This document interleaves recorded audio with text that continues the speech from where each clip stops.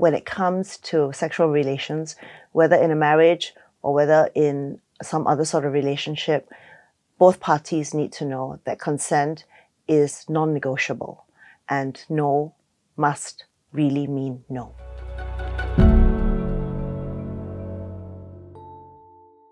I'm Stefanie Yuen Thio.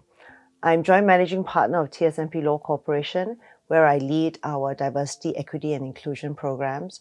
I'm also the chairman and founder of SG Her Empowerment, SHE, a charity that focuses on empowering women in Singapore. Prior to 2020, it may shock you to know, it certainly shocked me, that a man raping his wife, so long as they were married, was not a criminal offense. Thankfully, the government has changed this. In January 2020, the law was changed so that being married does not exempt a man from being convicted of rape. In April this year, the first conviction for marital rape took place in the courts of Singapore. What was interesting about that case is it was the first case since the law has changed. The judge went into a lot of detail to talk about why she believed the wife's side of the story. And I think that's important because as members of the public, we need to understand exactly how the law is going to decide when consent has actually taken place and who to believe. In a marriage situation, it can be quite confusing. I mean, for example, a happily married man and woman, they could have their own ways of engaging in the bedchamber, let's put it that way. But you really do need to have a hard line drawn someplace where no really means no, and everybody needs to know that when it comes to sexual relations, consent is important. It's fundamental.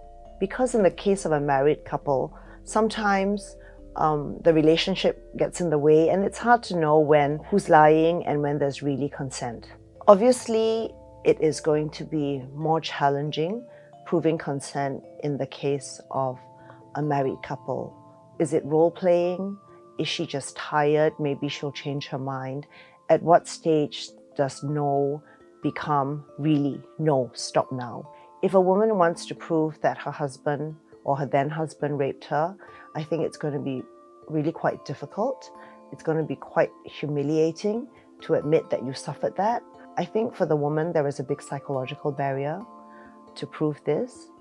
I think rather than say, when does consent become consent in that situation, I think the married couple really does need to sit down and have a proper communication about what the expectations of each other are, try to understand the other side's needs and wants. And if you're really in a happy marriage, you should really be trying to work through those things together.